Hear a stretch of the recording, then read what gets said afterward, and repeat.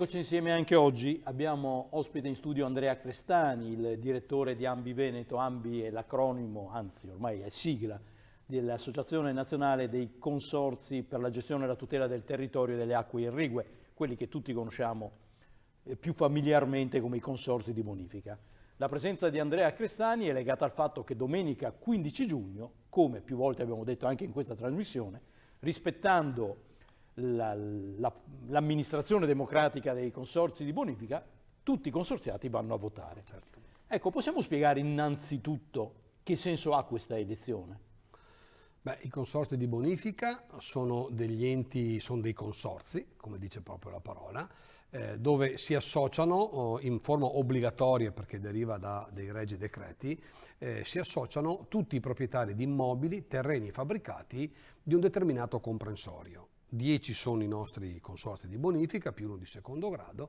Ogni 5 anni in maniera democratica, perché uno dei pilastri fondanti proprio della vita del consorzio è la gestione democratica e quindi l'autogoverno, vengono chiamati i cittadini, come dicevo, proprietari di immobili e di terreni, i consorziati ad esprimersi e a votare dei loro rappresentanti. Domenica, appunto, dopo 5 anni si chiude un mandato e la giunta regionale, il presidente della regione ha indetto le elezioni e tutti i 1,5 milioni di cittadini coinvolti verranno chiamati appunto ad esprimersi. Ad eleggere gli organi amministrativi, quindi innanzitutto il consiglio dei delegati, certo. Dopodiché ci sarà la giunta e il presidente. Sì, verranno in questa prima fase, quindi domenica, verranno individuati e scelti i membri dell'assemblea cosiddetta.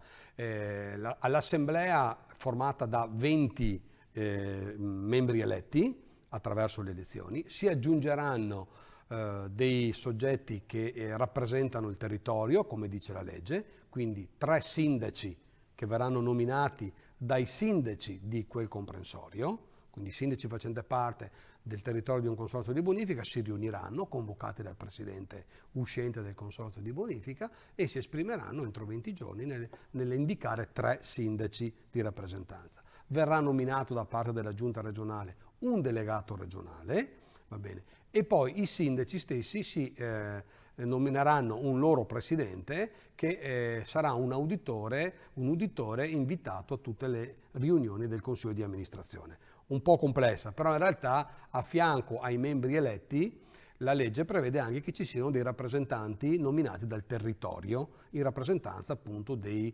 enti locali. A proposito di complessità, va anche spiegato poi il meccanismo con cui vengono eletti i rappresentanti, perché la logica del consorzio, che deriva anche proprio dalla struttura societaria, è un po' quella dell'amministrazione di un condominio fondamentalmente, certo. Per cui ciascuno conta in base a quanto partecipa economicamente attraverso certo. Il contributo di bonifica alla gestione dell'ente stesso. Ecco, il peso contributivo, cioè quanto un cittadino proprietario paga, non differenzia il numero di voti che può esprimere. Ogni cittadino può esprimere un solo voto, però vengono divisi in fasce di rappresentanza e quindi ad ogni fascia di rappresentanza viene abbinata una lista. Prima fascia, seconda fascia e terza fascia. Queste sono divise in base alla contribuenza. Generalmente la prima fascia è la fascia di minor contribuenza, possiamo arrivare a 50-60 euro di contribuenza massima, diversificata a seconda di ogni consorzio. La seconda fascia può raggiungere dai 60-70 euro ai 300-400 euro di contribuenza e poi la terza fascia arriviamo a cifre importanti da 400-500 euro fino a qualche migliaia di euro di contribuenza per chi giustamente ha delle importanti proprietà. Questa suddivisione in fasce determina le liste e quindi ognuno cittadino è stato chiamato ad esprimersi sulla propria lista in base alla propria fascia di rappresentanza. Quindi uno che è inserito nella prima fascia di contribuenza può votare la lista di prima fascia, non quella di seconda o di terza fascia. Si possono esprimere, oltre al voto di lista, anche il voto, l'individuazione di fino a 3 preferenze, quindi indicando giustamente con una crocetta i nominativi inseriti nelle liste. Quindi è facile capire anche come mai gli aventi diritto nella prima fascia, che sono quelli che hanno la contribuenza minore, sono molti di più di quelli che insomma contribuiscono in terza fascia, che sono i grandi proprietari immobiliari o di case o di terreni. Certo. Il numero dei, come dicevamo prima, di contribuenti chiamati al voto è circa 1,5 milioni, 1.600.000 contribuenti. È inevitabile che una grossissima fetta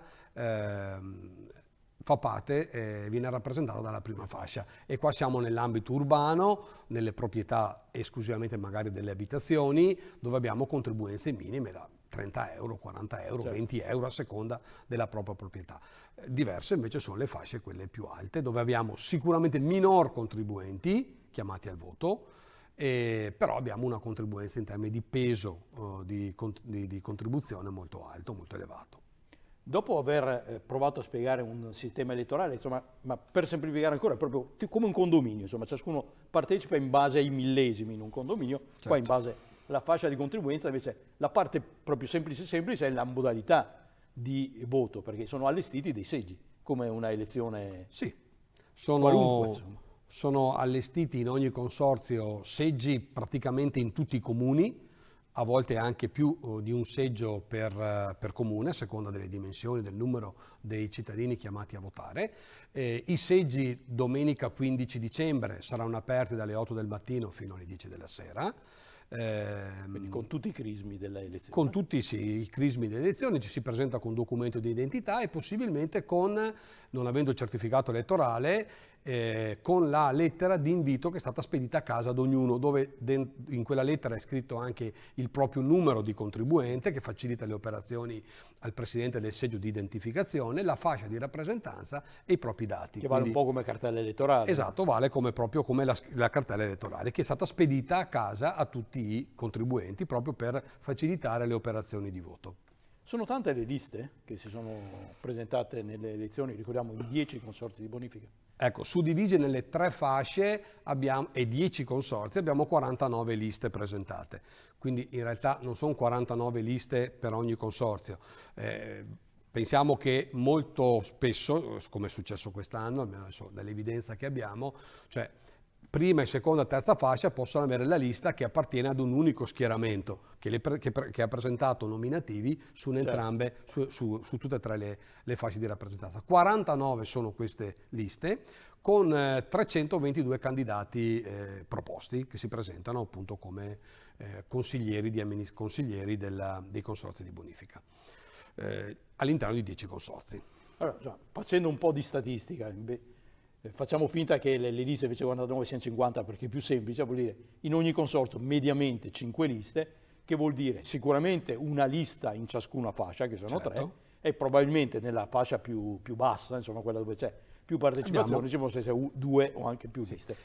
Dicevamo 322 candidati, 200 saranno eletti, quindi abbiamo quasi un numero doppio di candidature di proposte rispetto al numero che sarà eletto, perché 20 consiglieri verranno eletti per 10 consorzi, sono 200.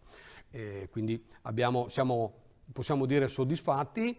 Abbiamo avuto momenti altri negli quinquenni antecedenti dove abbiamo avuto magari anche più liste, però in realtà il numero di consiglieri è abbastanza importante, anche di consiglieri, di persone che si sono proposte organizzandosi. Dobbiamo pensare che le liste vengono presentate previa sottoscrizione di almeno 100 contribuenti della propria fascia, quindi c'è tutto un lavoro esattamente uguale di quando si presentano le liste per qualsiasi altra elezione amministrativa o politica limitata giustamente però al territorio della nostra regione. Quindi le elezioni vengono svolte democraticamente, assistite al seggio con un presidente del seggio, con degli scrutatori che sono scelti dall'albo degli scrutatori dei comuni, quindi ci sono tutte le caratteristiche per dare massima trasparenza e garanzia che il voto venga svolto nel miglior modo possibile. Per concludere, il momento delle elezioni è sempre un momento di bilancio. Il mondo dei consorzi di bonifica, come si presenta a questo appuntamento elettorale? Fra l'altro gli organi amministrativi che saranno eletti avranno un compito importante perché, come è stato più volte ricordato, i consorzi di bonifica nell'ultimo anno hanno portato a casa importanti risorse per la sistemazione del territorio, quindi bisognerà aprire i cantieri e migliorare la sicurezza idrogeologica e l'irrigazione del Veneto. Sì, arriviamo al termine di questi 5 anni con degli importanti risultati. È stato un quinquennio difficile da una parte perché caratterizzato da parecchie emergenze climatiche che hanno causato danni sicuramente al nostro territorio, però in realtà sono stati anche anni dove i consorzi di bonifica hanno dimostrato la propria capacità progettuale, hanno reagito a queste situazioni di emergenza, tentando di essere più resilienti possibili, quindi di adattarsi veramente a questi cambiamenti in atto. Vi dicevo, una grande progettualità che è riuscita anche in diciamo, scarsità di risorse messe a disposizione dalla Regione per evidenti motivi di bilancio, siamo riusciti come sistema di consorzi a portare in Veneto risorse che provengono dai ministeri di competenza, Ministero dell'Agricoltura, Ministero delle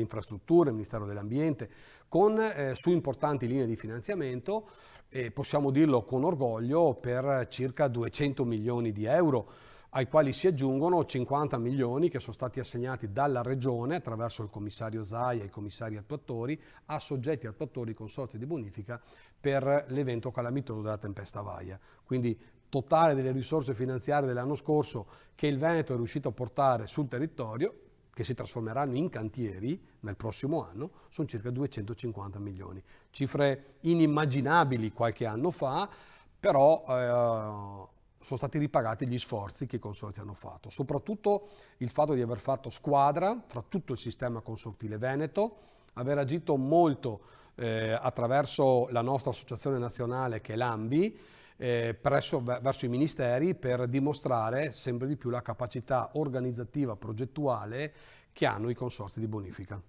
Se ben ricordo, fra l'altro, il Veneto è la regione che è riuscita ad avere il maggior numero di risorse a livello nazionale. Sì, proprio per questa capacità progettuale. Sì, siamo, possiamo dire, al vertice della distribuzione delle risorse su numerose linee di finanziamento. Parliamo del piano invasi nazionale, parliamo del fondo per la mitigazione del rischio idrogeologico sempre a livello nazionale, parliamo dei fondi per il piano di sviluppo rurale per quanto riguarda l'irrigazione, quindi sono tutte linee di finanziamento nazionali importanti dove il Consorzio del Veneto e la regione nostra, il Veneto, è stata la prima in classifica.